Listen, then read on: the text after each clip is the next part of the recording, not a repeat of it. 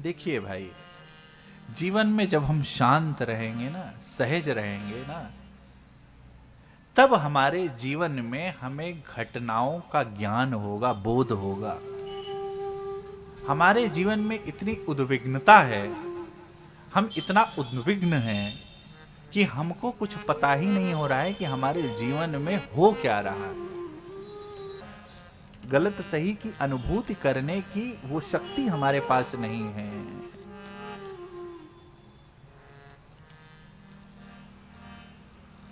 और उसका कारण क्या होता है कि हमें अभिमान आ जाता है। हमें अभिमान होना चाहिए, हमें अभिमान होना चाहिए। किसका अभिमान होना चाहिए? मानस में दर्शन कीजिए। अस अभिमान जाहि जनि भोरे, अस अभिमान जाहि जनि भोरे, मैं सेवक रघुपति पति मोरे, मैं सेवक रघुपति पति मोरे, मैं सेवक रघुपति पति मोरे, मैं सेवक रघुपति पति मोरे। सुन मोनि वचन राम मन भाए, सुन मोनि वचन राम मन भाए, बहुरी हरषि मुनिवर उर लाए, बहुरी हरषि मुनिवर उर लाए, बहुरी हरषि मुनिवर उर लाए, बहुरी हरषि मुनिवर उर लाए, बहुरी हरषि मुनिवर उर लाए, बहुरी हरषि मुनिवर उर लाए। जब हमें इसका अभिमान होगा तो कोई न कोई श्रेष्ठ आकर के हमको आपको अंगीकार कर ही लेगा।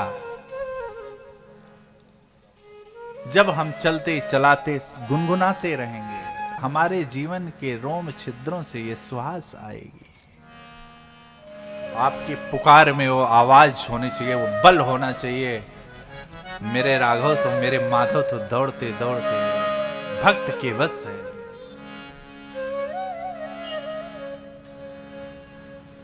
और ऐसे ही संशय, इसी भक्ति माधुर्य भक्ति के वजह से विभीषण जी को संशय हो गया था।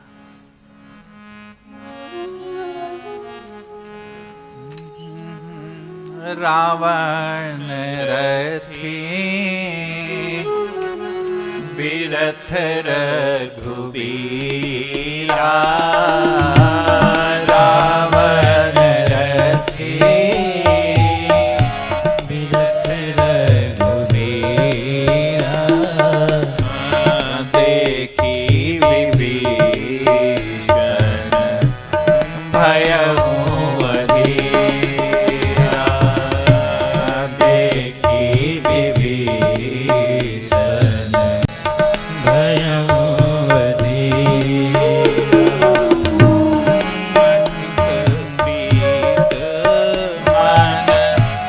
भाषण देहा, अधिक प्रीत मन भाषण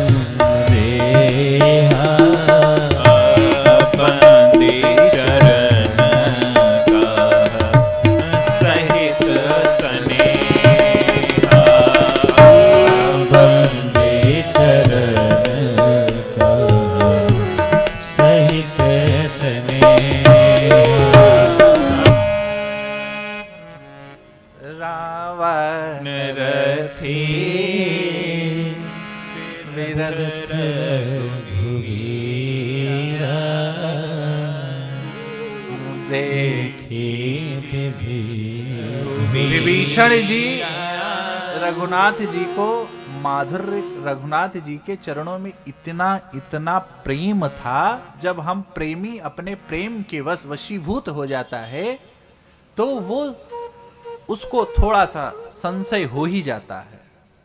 वो आप चाहे वो आपका पुत्र कितना भी बलवान क्यों ना हो, आपको संशय रहेगा। क्यों? क्योंकि वो आप नहीं, आपका प्रेम इतना प्रगाढ़ हो गया है कि आपको संशय स्वाभाविक हो जाता है। ये संसार की बात है। रघुनाथ जी के चरणों में इतना, ऐसा नहीं था, आप उसके बल से परिचित भी हैं, और ऐसा नहीं है, इसका प्रमाण है। तात राम नहीं नर भूपाला। तात रावण को कहते हैं तात राम नहीं नर भूपाला, भुवनेश्वर कालहु कर काला। तात राम नहीं नर भूपाला। तात राम कोई साधारण नहीं है, वो कालों के भी काल हैं। और वही विभीषण कहते हैं कि रावण रथी बिरथ रघुवीरा देखी विभीषण भयउ अधीरा। महाभारत में रथी के प्रकार बताए गए हैं। मैं चौपाइयों का गान करते करते खोलते हुए बीच में चिंतन को ले जाकर करके इसी प्रकार से कथा का प्रवाह होगा। इस प्रसंग का नाम है विभीषण गीता। इस प्रसंग को राम गीता भी कहते हैं, विभीषण गीता भी कहते हैं, और धर्म रथ के नाम से भी ये प्रसंग, क्योंकि ये जीवन का रथ है। ये जीवन एक रथ है, ये नित्य बढ़ रहा है आगे। अब इस रथ को हम यदि विवेक से संचालित करेंगे तब तो हमारा जो लक्ष्य है, भगवत चरणों में प्रेम, वो प्रीति, वो स्थान जो हमारा लक्ष्य है, यदि हम विवेक से इस रथ का संचालन करेंगे तब तो प्राप्त कर सकते हैं। तो रावण रथी, महाभारत में रथी के प्रकार बताए गए। 4 प्रकार के रथी होते हैं। एक अर्धरथी, एक रथी, एक महारथी और एक अतिरथी। कितने प्रकार हो गए? 4। रथी, अर्धरथी, महारथी और अतिरथी। जो अर्धरथी होते हैं उनका क्या है, वो अकेले 500 सेनाओं का संहार कर सकते हैं। अर्धरथी क्या? 500 सेनाओं का जो संहार करे उसको क्या कहते हैं? अर्धरथी। रथी जो 1,000 सेनाओं का संहार करे, 1,000 सैनिकों से अकेला जो युद्ध करे उसको क्या कहते हैं? उसको रथी कहते हैं। क्या कहते हैं? रथी। फिर महारथी जो 10,000 सेनाओं को अकेले परास्त करे, जो 10,000 सेनाओं से अकेला युद्ध करे उसको क्या कहते हैं? महारथी। और फिर चौथा अतिरथी। अतिरथी क्या? जो असंख्य धनुर्धरियों से लड़ सके उसको क्या कहते हैं? अतिरथी। कितने हो गए? अर्धरथी। अब इसमें क्या है? रावण क्या है? रथी है। रावण रथी है। रावण 1,000 सैनिकों से अकेला युद्ध कर सकता है। आप विभीषण जी के माधुर्य लीला की प्रबलता का दर्शन होता है कि माधुर्य लीला क्या प्रबलता करती है। तो सबसे पहले जब आप रघुनाथ जी को माधुर्य भाव से भजेंगे तो सबसे पहले क्या करता है? आइए, अब रघुनाथ जी अपने ऐश्वर्य को दबा लेते हैं, क्योंकि माधुर्य प्रकट तभी होता है, प्रेम प्रकट तभी होता है जब आप भौतिक संसार में भी आप यदि किसी से प्रेम करते हैं तो आप उसके ऐश्वर्य से प्रेम नहीं करते। फिर जब आप उससे प्रेम करते हैं और फिर वहां पर ऐश्वर्य गौड़ हो जाता है, वहां पर ऐश्वर्य गौड़ हो जाता है। और प्रभु के यही नहीं, मां कौशल्या जी का भी प्रमाण ले लीजिए आप। आपने विभीषण जी के माधुर्य भाव का दर्शन किया, यद्यपि बहुत सारे हैं। मां कौशल्या जी पूछती हैं, के ही विधि तात ताड़का मारी, और मारे सहित सहाय किमि, और खल मारीच सुबाह। ये मां कौशल्या जी को क्यों जी, उनको भी दिखरावा मातहि तब अद्भुत रूप दिखाया था भगवान ने मां को। अरे यही नहीं, जब वशिष्ठ जी ने बहुत समझाया दशरथ जी को, तब तो उन्होंने पुत्रों को दिया यज्ञ रक्षा के लिए। तो लेकिन जैसे भगवान की मुंह भगवान को देखा, दशरथ जी को जितना ज्ञान प्राप्त हुआ था सब भूल गए। क्या किए कि उर लाए, दोनों राम और लखन को अपने हृदय में लगा करके उनको शिक्षा दे रहे हैं, जिनका रोम रोम ब्रह्मांड है। ये माधुर्य लीला की क्या है? ये माधुर्य लीला की प्रबलता का दर्शन होता है। जब हम रघुनाथ जी से, अरे राघव जी चाय पी लो, अरे राघव जी खाओ ना, आज राघव जी क्यों नहीं उठे हो, जब हम इस भाव से राघव जी का दर्शन करते हैं ना माई बाप, तो वो जो आनंद है, जो कोटि मेरे शिव बाबा मंगल भवन अमंगल हारी। और कौन राम जी को भजते हैं? जो दशरथ जी के आंगन में विचर रहे हैं, दधि ओटन लपटा कर जो विचर रहे हैं, जो धूल दूषित होकर के लिपट रहे हैं, उन राम जी को भजते हैं मेरे बाबा विश्वनाथ। उन राम जी को भजते हैं, प्रभु के ऐश्वर्य से नहीं। जब आप प्रभु के माधुर्य से प्रभु का भजन करेंगे, माधुर्य भाव से प्रभु को भजेंगे, प्रभु की बाल लीला का जब आप दर्शन करेंगे, गान करेंगे, तो क्यों? क्योंकि उस लीला में कोई बहुत विधि निषेध नहीं है। त्रुटि हो भी जाए तो कोई बहुत वो नहीं है। तो माधुर्य भाव से भजिए भैया। देखिए, भक्त सदैव उत्साह में जीता है। भक्त मलिन होकर के नहीं जीता है। उसके जीवन में नित्य आनंद रहता है, उत्साह रहता है। अत्यंत स्नेह के कारण स्नेही के संबंध में विक्षेप हो ही जाता है। जो एक इकाई है, हमारी किशोरी जी मैया जी, उनको भी संदेह हो गया था कि ये कठोर धनुष कैसे तोड़ेंगे। और प्रभु ने जैसे मां की विकलता का दर्शन किया, जैसे ही मां की विकलता को देखा, क्यों? देखिए, श्रेष्ठ बहुत जल्दी उतावला नहीं होता। बार बार बात आती है। जब हमारी किशोरी जी को देखी विपुल विकल दे, ये संशय का दर्शन है। देखी विपुल विकल दे, निमिष विहात कल्प समते, देखी विपुल विकल दे, और निमिष विहात कल्प समते।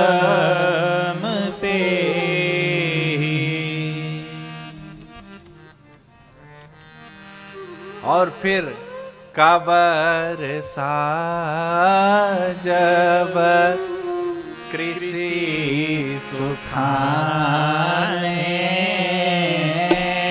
कबर जब वर्षा, उस वर्षा का क्या अभिप्राय जब कृषि सूख जाए।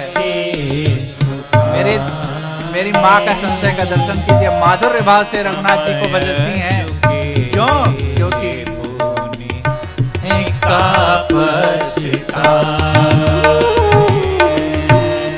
समय चुके। दर्शन कीजिएगा, जब पूजन के समय माँ यही करती हैं। माँ को आशीर्वाद मिल रखा था। क्या माँ को आशीर्वाद मिला था कि जो मन जाहि राचहु मिले ही सोबर। और माँ के मन में कौन हो सकता है? तो माँ के श्रेष्ठ के मन में हो भी क्या सकता है भैया? श्रेष्ठ के मन में सिर्फ और सिर्फ उसका इष्ट होता है, और क्या होता है?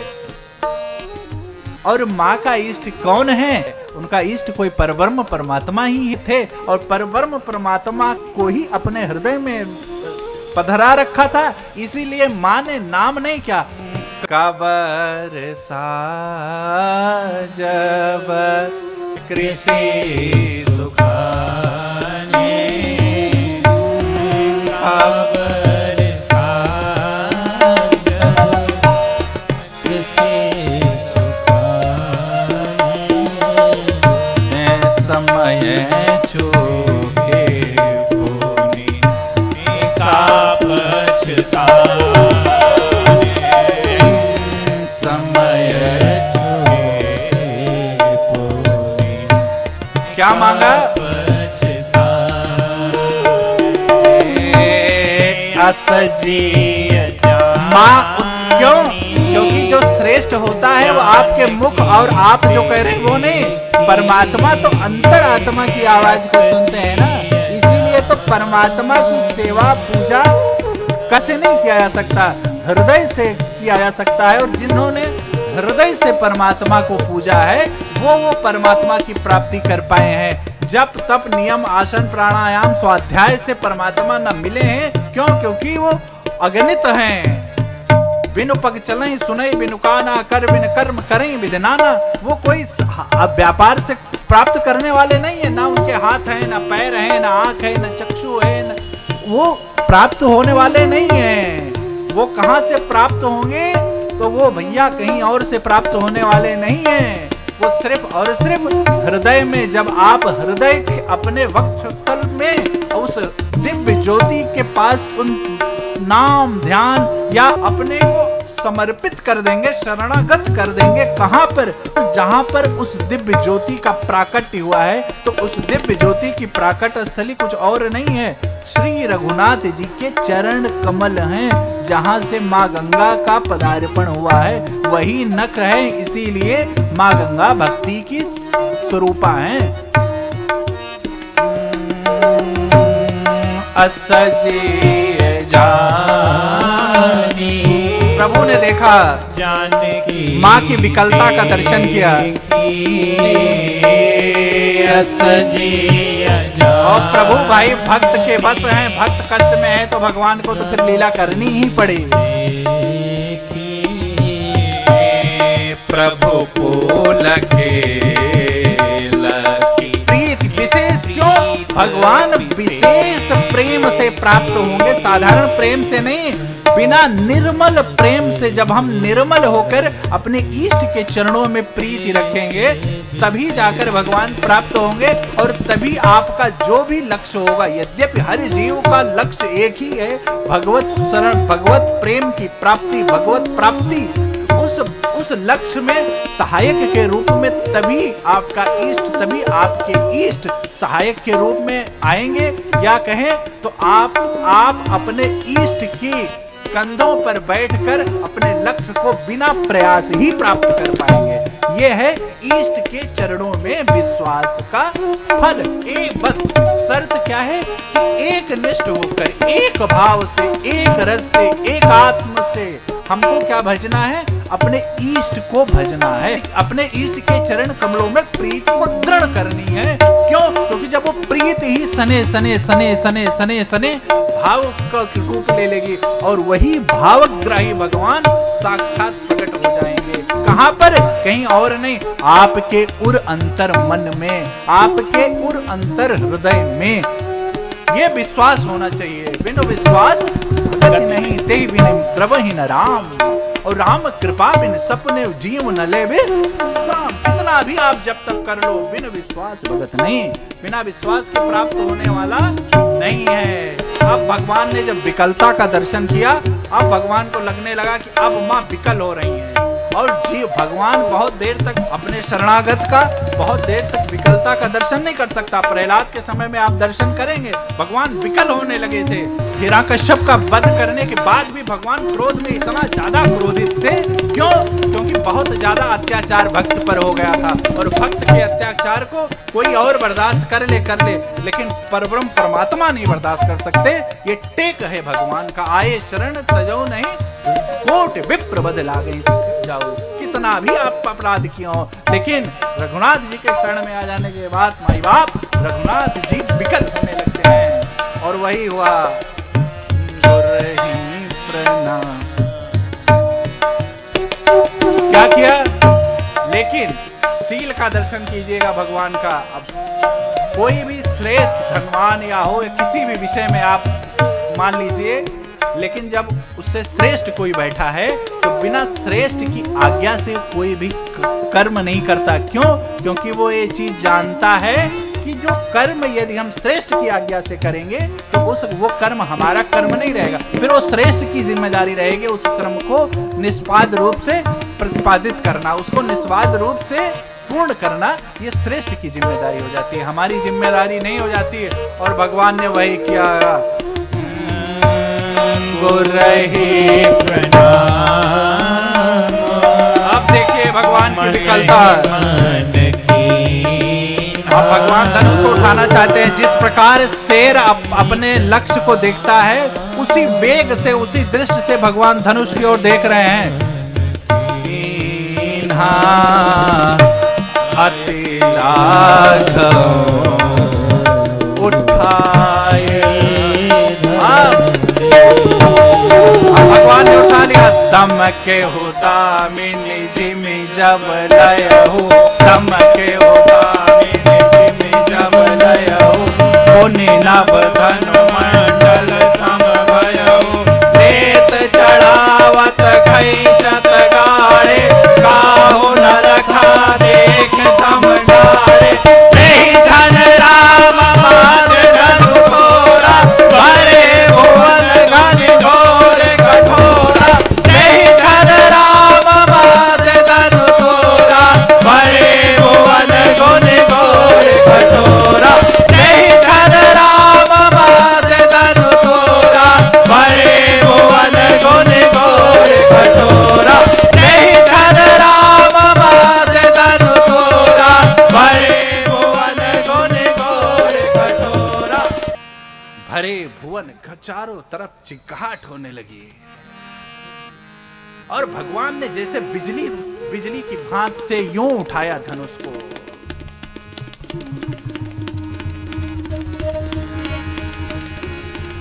अब पृथ्वी की गति का दर्शन कीजिएगा।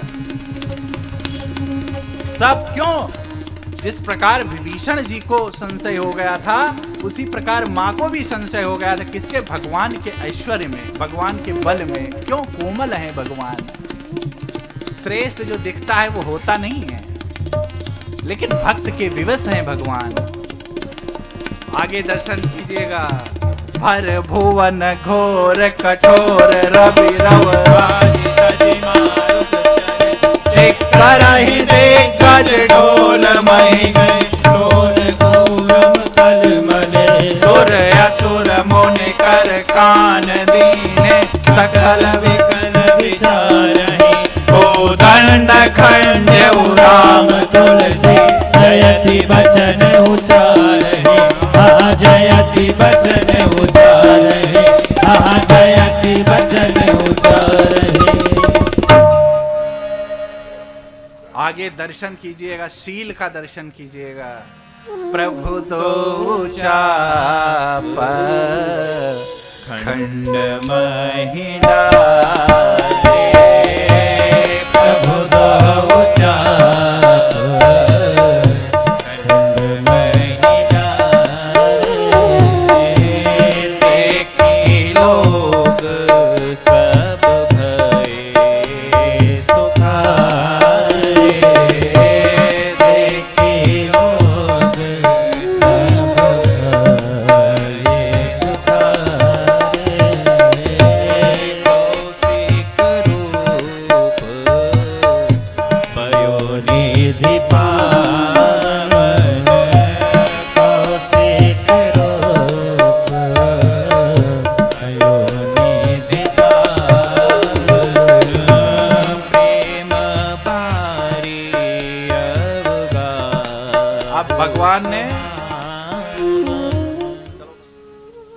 मां को संशय हो गया था। कैसा संशय हो गया था?